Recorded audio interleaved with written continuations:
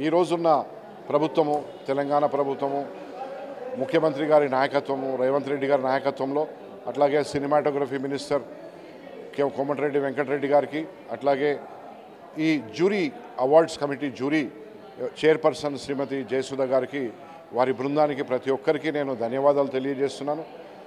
ఎందుకంటే ఆలోచించాలంటే KCR government KCR party వాళ్ళు ఏ విధంగా ఆలోచించారో కావాలంటే వీళ్ళు కూడా, కానీ ఒక కళను ఒక కళాత్మకమైన విషయాన్ని వీళ్ళు కలగానే వీళ్ళు ఆలోచించారు, అవార్డు ఇచ్చారంటే ఐ సల్యూట్ ఎవ్రీబడి. సో 3 అవార్డులు వచ్చాయి ఒకేసారి. ఆ వార్త విన్నప్పుడు ఏమనిపించింది? అలాగే ఈ చిత్ర నిర్మాణానికి మీరు చాలా ఖర్చు పెట్టారు, పెట్టినంత ఖర్చు కూడా రాలేదని నష్టపోయారని కూడా పెద్ద ఎత్తున వార్తలు వచ్చాయి. ఆ సందర్భం ఒకసారి నేను నష్టము లాభము గ్లామర్ కోసం తీయలే ఈ సినిమా, ఒక సంకల్పంతో తీసిన.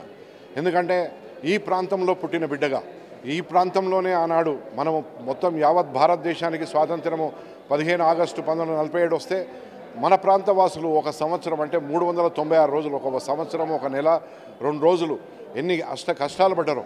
జాతీయ జెండాను కూడా ఎగరవేయనీయలే ఆనాటి నిరంకుశ నిజాం, 7వ నిజాం. సో అటువంటి చరిత్రను మళ్ళీ ఇక్కడ పునరావృతం కావద్దు. ఎందుకంటే కొంతమంది పార్టీ వాళ్ళు ఇక్కడ అంటారు 15 నిమిషాలు పక్క జరగండి పోలీసు వాళ్ళు, మా సంగతి ఏందో చూపిస్తాం. నేనంటా మీరు ఎవడరా, అసలు మా ప్రాంతంలో బతకడానికి వచ్చి మా ప్రాంతంలో మా మీద మీరు పెత్తనం చెలాయించేవాడు ఎవడరా అని తెలియజేయాలనే ఒక సంకల్పంతో తీసిన ఈ సినిమా. సో ఆ సినిమాకు 3 అవార్డులు లభించడం నాకు నిజంగా గర్వకారణంగా ఉంది. గవర్నర్ పేరు పెట్టడాన్ని కూడా చాలామంది వ్యతిరేకించారు. ప్రధానంగా బీజేపీలోని చాలామంది నేతలు కూడా ఎలా పెడతారు ఈ పేరు అని చెప్పారు. ఈ పేరు పైన కూడా పెద్ద ఎత్తున వివాదం అయింది. అలాగే కాంగ్రెస్ సర్కారు కూడా రజాకార్ సినిమా విషయంలో ఇవ్వదన్నట్టు కూడా కొంత ప్రచారం జరిగింది. కానీ అందుకు విరుద్ధంగా కూడా ఇక్కడ అవార్డులు కూడా జరిగింది. ఈ యొక్క నేపథ్యాన్ని ఎట్లా చూస్తారు? ఈ రాజకీయ కోణం జరుగుతున్న ప్రచారం పట్ల ఒక పార్టీ నేతగా మీ రియాక్షన్? నేను పార్టీ నేతగా మాట్లాడదలుచుకోలేదు. నేను ఇప్పుడు సబ్జెక్ట్ మాట్లాడుతున్నది ఒక నిర్మాతగా ఖచ్చితంగా నేను I appreciate their clarified outlook towards the art. ఒక చరిత్రను చిత్రంగా తీసిన ఉత్తమ చారిత్రాత్మక సినిమాగా వాళ్ళు అవార్డు ఇచ్చారు. I will appreciate. సరే, గతంలో నంది అవార్డ్స్ ఉన్నాయి, ఇప్పుడు గదర్ అవార్డ్స్ ఉన్నాయి. గదర్ విషయంలో గతంలో విమర్శలు వచ్చినాయి, కానీ నేను స్టేట్ అవార్డుగానే నేను స్వీకరిస్తున్నాను. ఫస్ట్ స్టేట్ అవార్డు, తర్వాత ఒక పేరు.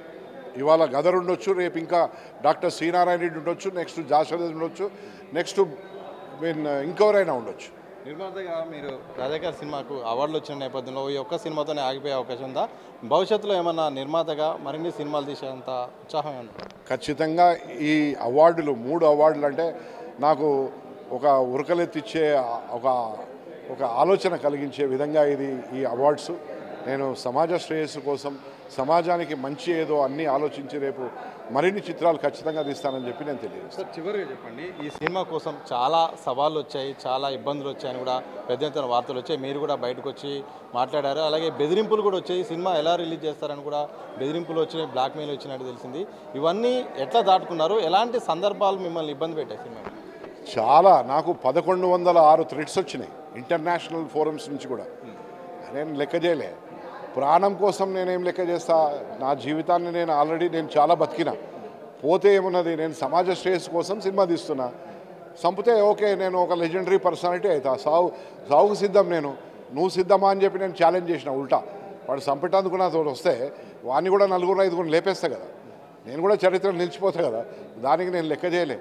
ప్రాణం కోసం ఎప్పుడైనా నేను లెక్క చేయలే. ప్రాణాలను తెగించి ఆనాటి ప్రభుత్వం ఎంత నిరంకుశంగా వ్యవహరించిందో. ఆనాడు 7వ నిజాం ఎన్ని లక్షల మందిని ఊచకోత కోసిన నిజాం గోరి మీద పోయి ఆనాటి ముఖ్యమంత్రి కేసీఆర్ తల ఆనించొచ్చాడు. అంటే ఏంది? ఆయన ఆనాడు చేసిన నిజాం అకృత్యాలను ఆయన యాక్సెప్ట్ చేసినట్టే కదా. So first point. అక్కడ తెలంగాణ ప్రజలు ఎక్కడ తంతెపోయి కొంతమంది బూరెలు బుట్టలు పడతారు, తంతెపోయి ఫామ్ హౌస్లో పడ్డాడు.